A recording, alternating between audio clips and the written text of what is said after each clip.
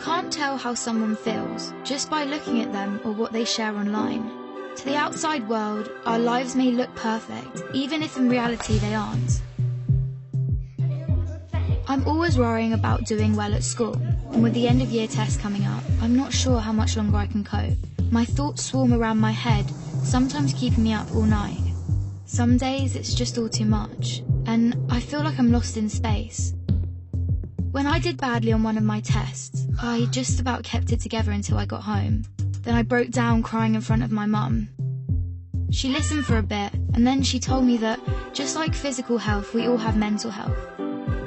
It's our feelings, our thinking, our emotions, and our moods.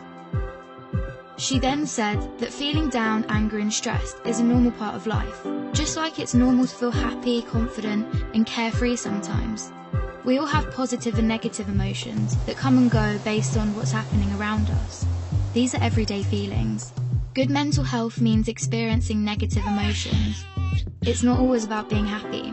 Mum can relate to the feelings of stress. So when Mum suggested I take a break from everything and do something I enjoy, I actually took her advice. So I made myself a hot chocolate, snuggled up in a duvet and watched a film. And you know what? Afterwards I felt so much better. Mum should take her own advice.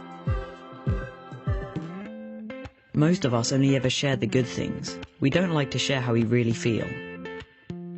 Every morning when I wake up, negative thoughts stream through my head. Getting out of bed and pretending I'm okay takes all the energy I have.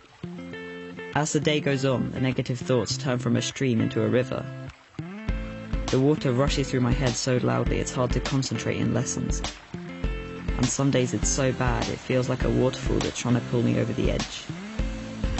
Everything is so overwhelming. I didn't think my friends would understand if I told them how down I was feeling. But when Sasha opened up to me about how stressed she was feeling, I told her. I wasn't sure how to bring up how I'd been feeling, so I started by saying that I didn't feel like myself. Just her listening made me feel like she understood. She told me some things that had helped her, so I tried them too, but it didn't make much of a difference. Even when I tried to be around my friends, I felt alone. The things I used to enjoy weren't fun anymore. I was really worried about Andre and not sure what to do. He was quiet and wasn't hanging out with us like he used to. So I asked our head of year for some advice. He suggested I get Andre to speak to him since his negative feelings weren't going away.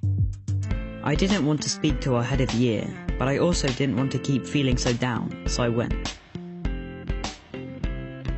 He said that sometimes we have overwhelming feelings that can be more intense than our everyday feelings.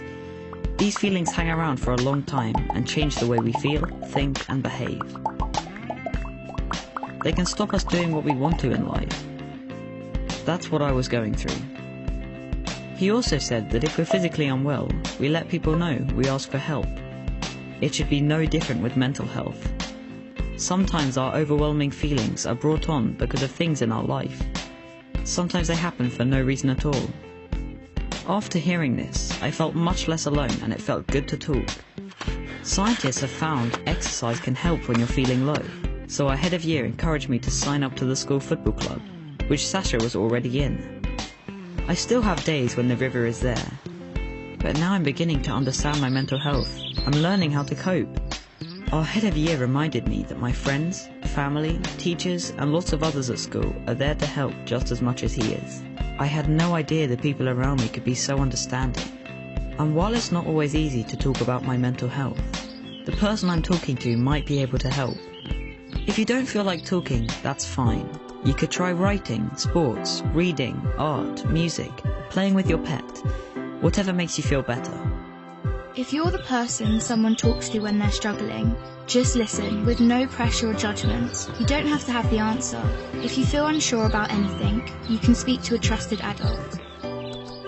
Talking about mental health doesn't have to be difficult. After all, it's something we all have.